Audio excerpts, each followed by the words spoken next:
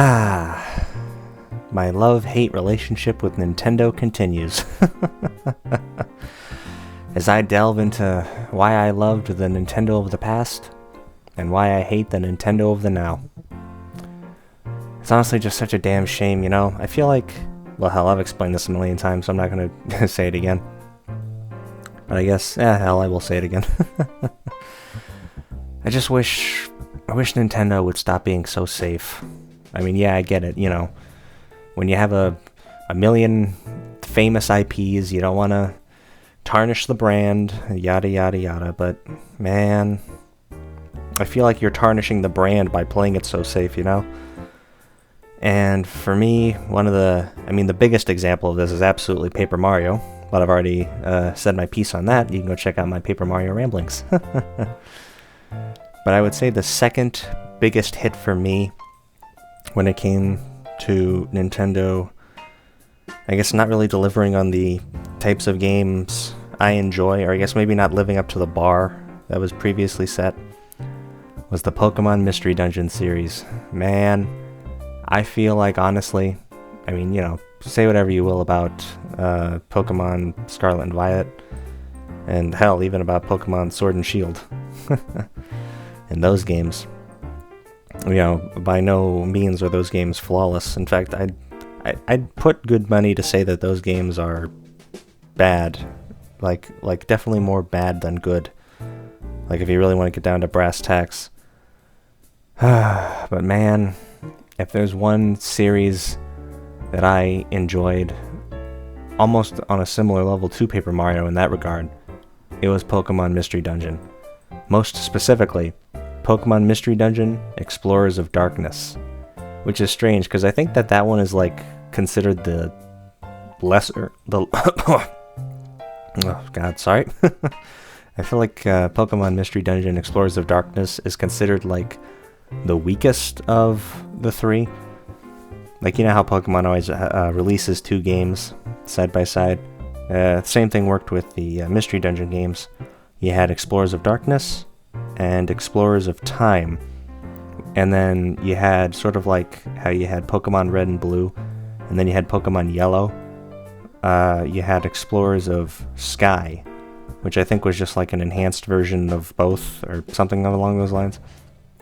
But yeah, Pokemon Mystery Dungeon Explorers of Darkness was seen as the lesser between Darkness and Time.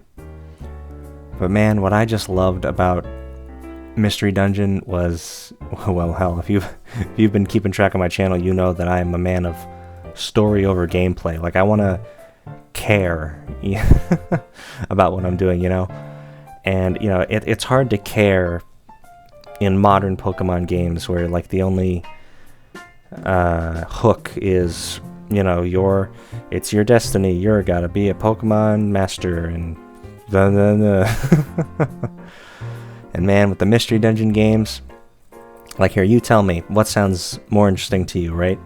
Like, here, even with, I haven't played Pokemon Scarlet and Violet, so I'm not going to use that as an example. I have played Pokemon Sword and Shield, and you tell me what sounds more interesting. A game where you play as someone who wants to catch Pokemon and become the Pokemon League champion and has no character of their own, because you're supposed to inhabit the character. It's you as a trainer, right? Or a story where you, as a human, get turned into a Pokemon, lose your memories, have to team up with a different Pokemon in an explorer team to explore mystery dungeons and fight Pokemon in an RPG-style tactics dungeon crawler thing. And there's something about time gears and evil Pokemon and a heartwarming story of friendship. The point I'm making here is that modern Pokemon games suck when it comes to story. I'm sorry. Like, if Nintendo / the Pokemon Company wants to get me invested in Pokemon again, like, they gotta release something with a story. Because the games of today ain't doing it for me, Chief. And I understand that, you know, the games of today work just fine for some people. But hell, like, I would rather play Pokemon Emerald than Pokemon Scarlet and Violet any day of the week. So what makes Pokemon Mystery Dungeon so great to me? I just feel like, you know, when you sort of just can feel like the grit and passion behind something.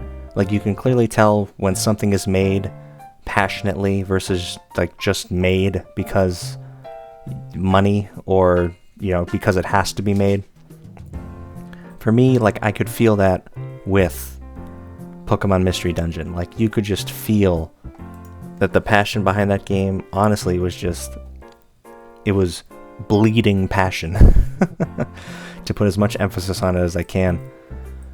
Because, man, it's just, God, why is it, you know what it is? I feel like spin-offs usually end up being like my favorite style of game. And maybe I should actually, you know what, I won't delve too deep into spin-offs, because I feel like that would be a good episode for Ramblings, specifically to talk about spin-offs. Because, I mean, hey, think about this, right? I've only made 3 Ramblings episodes. One of them was for Street Fighter 6 DLC, but guess what were the other 2? Paper Mario, which is a spin-off of the main Mario series, and Sonic Chronicles, which is a spin-off of the main Sonic series. So clearly, I've just sort of had this revelation that I actually really enjoy spin-offs over main titles. So you know what? I am going to make that a Ramblings episode. And while I'm talking right now to pad out the episode, because, you know, for every hallmark moment in media, you know, you gotta have some filler thrown in there. I just go to my Ramblings page real quick. Let me go to my list. Spin-offs. 3 exclamation points. Alright, perfect. And maybe that'll be the next episode of Ramblings. Or maybe it'll be 5 episodes from now, whatever I so decide. So now, I guess I should kind of sort of get into the story of Pokemon Mystery Dungeons, even though I've like already spoiled everything, but to be fair, it's a game that's very old. So as I said, you're a human. You've been magically transformed into a Pokemon. Don't worry about it, like that's the least of your concerns. You've lost your memory. You team up with another partner Pokemon. Oh my god, what the hell am I talking about? I haven't even gotten to what actually makes Pokemon Mystery Dungeon the best part, and that is the soul quiz that you take before each game. If you've played a Pokemon Mystery Dungeon game, you know exactly what I'm talking about. And honestly, the thing that pisses me off the most, and this is probably a result of like the newest remaster of like the first Pokemon game. What was it called? Like Pokemon Mystery Dungeon DX, I think. You know, it was was it for the Switch or was it for the Wii U? God, it's been so damn long, I don't even know anymore. But like the thing about like that was you would take the quiz and then it would show you the list of Pokemon. It's like, congratulations, you're a Torchwick. And it's like, do you want to be a Torchwick? And, you know, you can just say no and then choose from the entire catalog of Pokemon. It's like, that's not fun. That's not interesting. Like, I always loved the fact that if you wanted to be a different Pokemon, you had to boot the game off and then turn it back on. And if you wanted to do that, you had to watch, like, the 5-minute opening cinematic, which is a major pain in the ass. But it was so damn beautiful that I could tolerate it if I wanted to get the Pokemon I really wanted. Plus, I always felt like that was like a great challenge, where it's like, you know, you take the quiz and then it turns out, oh, congratulations, you're a Mudkip. And it's like, man, I don't want to be a Mudkip, but you know what? I'll be a Mudkip, because maybe that'll be interesting. And of course, I'm sure there's like, if you go online, you can find out like what the best Pokemon to play as is, like for the bosses and junk. Although for me, I usually, I liked Trico. I remember I wanted to be a Trico, which is interesting because the main antagonist, or the main pseudo-antagonist of the game is a, God, I have to put my Pokemon skills to the test, remembering what the hell Trico evolves into. Oh yeah, Grovyle, right? Yeah, I think it's Grovyle.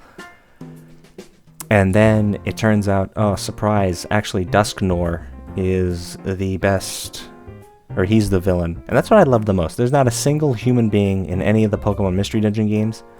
All of the Pokemon are the characters. And like you actually get attached to these characters and get to know them, especially in the first, or in this version of the game, Pokemon Mystery Dungeon Explorers of Darkness /Time /Sky, was you join a guild. And if you get to be in this guild, you get to spend time with these characters in this location. You actually like get to know their stories, and like they help you up throughout the whole game. And I loved that aspect. Here's something that like kind of pisses me off about like modern Pokemon games, or basically every mainline Pokemon game is...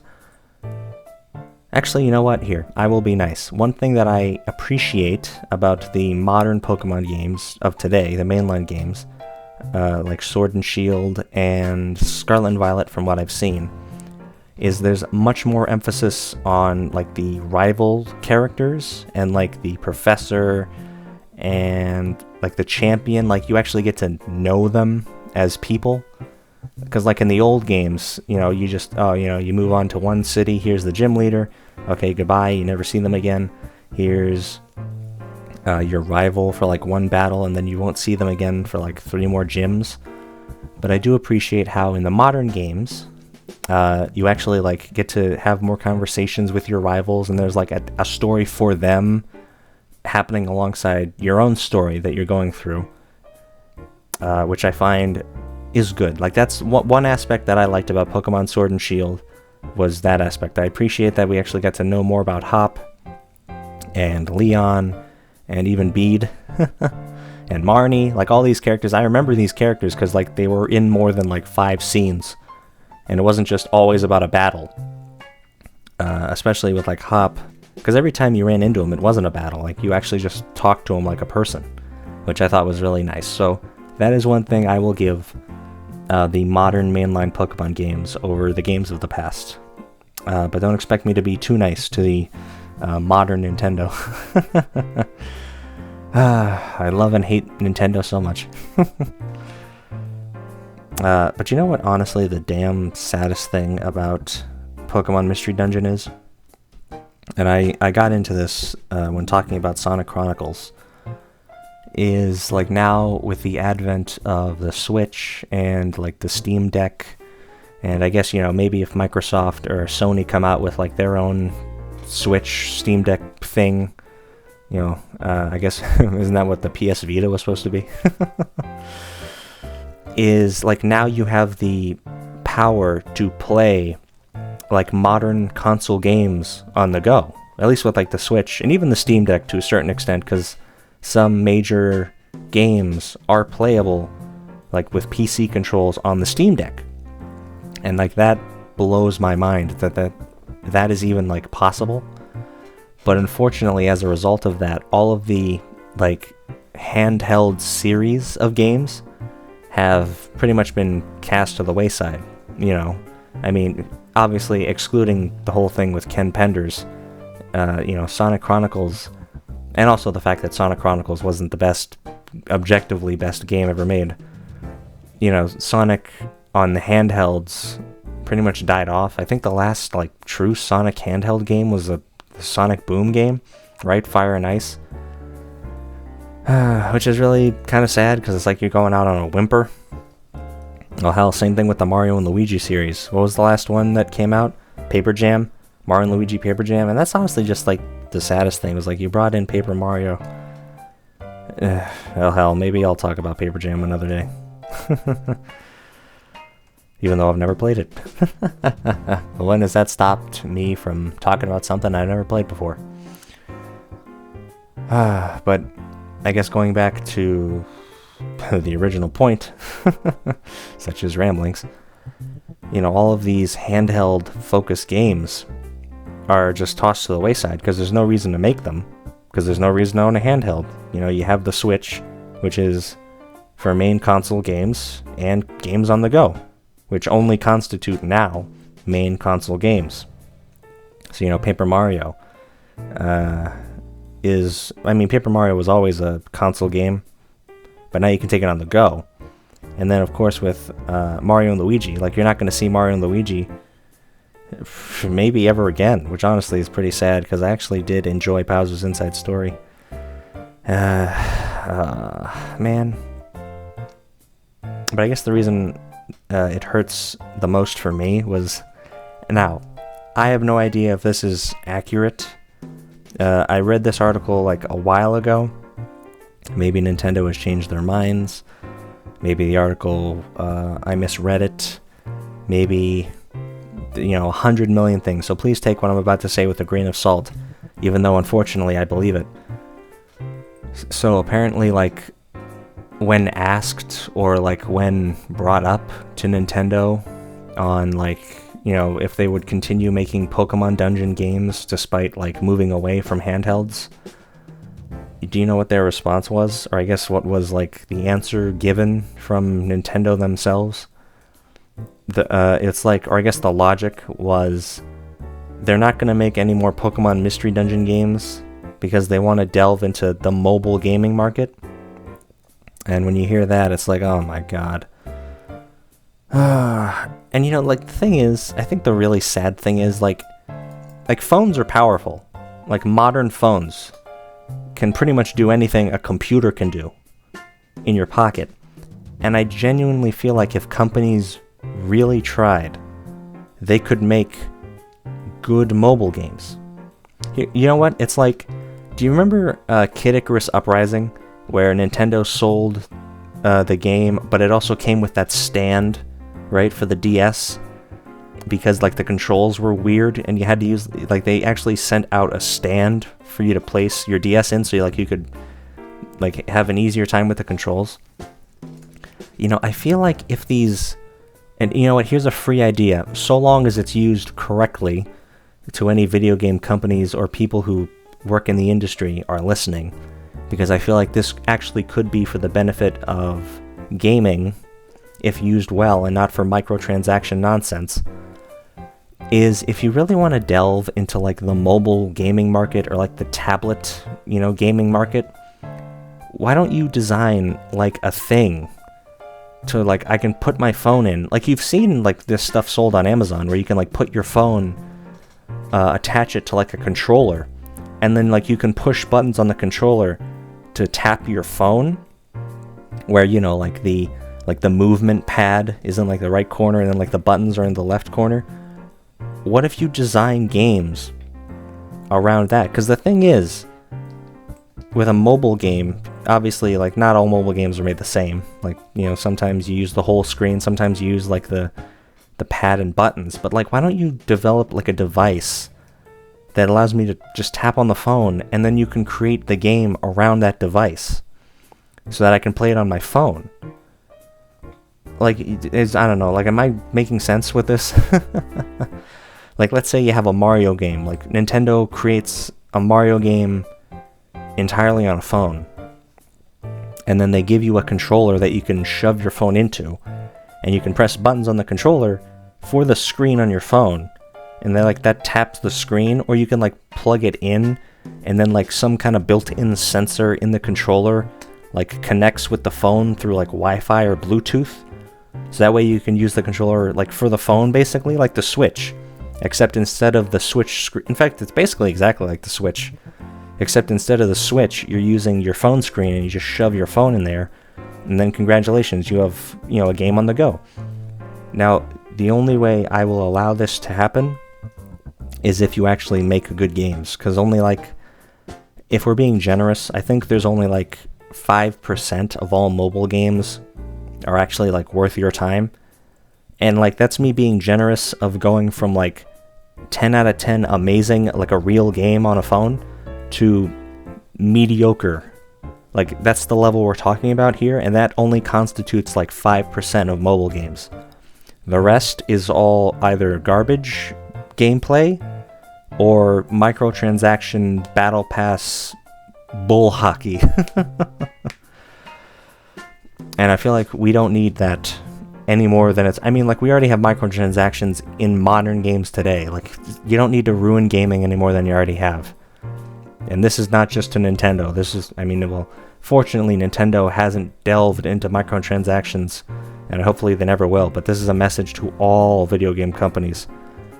Stop with the, like, you've already done enough. Just chill. Just be happy with the amount of money you have and make games, for God's sakes. But they won't. They never do. Anyway, getting back to Pokemon Mystery Dungeon, which is the point of the episode. It was just, it was another piece of my childhood. And it's just another game that I hold close to my heart that probably will never return in any sort of significant way that I care about. And really, it seems like dungeon crawlers aren't like all that relevant anyway. Like, I've searched up like Pokemon Mystery Dungeon alikes, and like none of them look like they would be what I would want from, I guess, a dungeon crawler. It doesn't even need to be like a Pokemon Mystery Dungeon game, just like a good dungeon crawler game. So, you know what? Let me ask you guys, if you know of a genuinely good dungeon crawler game, please let me know in the comments, because like I need that fix. I want to remember my childhood as I grow older and older, and all the things I love get either butchered, forgotten, or become mediocre. Man, it just gets, things just get kind of existential when you just get into ramblings. But I guess maybe that just kind of ties into life, when you, I guess maybe just this series, because I mean, the reason I'm making this series is just so I can express my thoughts about things that I'm passionate about. But then sometimes the things you're passionate about maybe have sore spots to them, sometimes you just, when you remember something good from before, it reminds you of something bad now. I guess if I had to put it in some kind of a quote, the good of yesterday reminds you of the bad of today. But it also reminds you of the potential of tomorrow. Because every day has the potential to be good. And, obviously there will be things outside of your control. But I guess the trick I've learned is if you're going to worry about things you can't control, you're never going to be happy. Now, obviously, will it suck when they happen? Yes. But I guess maybe just the way to ease that sort of dark moment is to just kind of come to terms with the fact that, bad things will happen outside of your control. But if you just accept that those things will happen, and you can truly believe in yourself that you can get past those moments, I think you'll realize, maybe life can be a little bit better than it was yesterday. Maybe it can be a little bit better than it was today. And maybe it can be even better tomorrow. And I guess, maybe just talking about Pokemon Mystery Dungeons, Paper Mario, Sonic Chronicles, games of my childhood, you just think about how things were simpler back then, You didn't have the weight of the world on your shoulders yet. I know that can be hard. But you know what?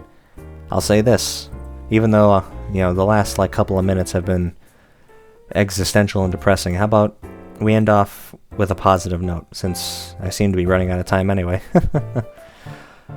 I didn't think this channel would get anywhere when I first started, but now that people, I guess, some people enjoy my content,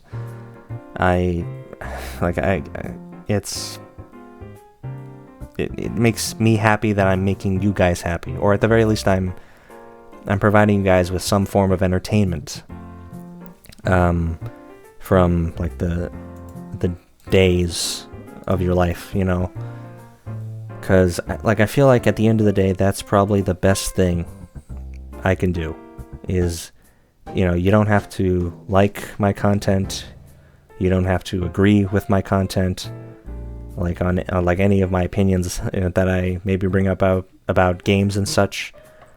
But you know what? If you can watch my video and be entertained, whether you like it or hate it, that makes me happy, because it means that for a brief moment I was able to bring you distraction from the bad and maybe even lift up your spirits, I guess is what I'm aiming for.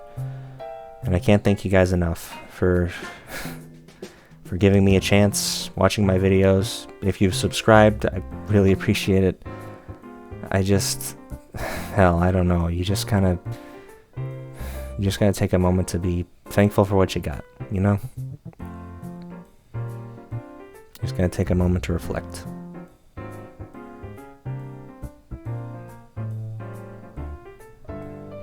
Anyways, I hope that they make a new Pokemon Mystery Dungeon game soon. Thank you all for watching. I still don't have an outro for this yet because I feel like if I create an outro, it's not going to be a good one, especially for rambling. So maybe it'll be funnier like if I just cut myself off while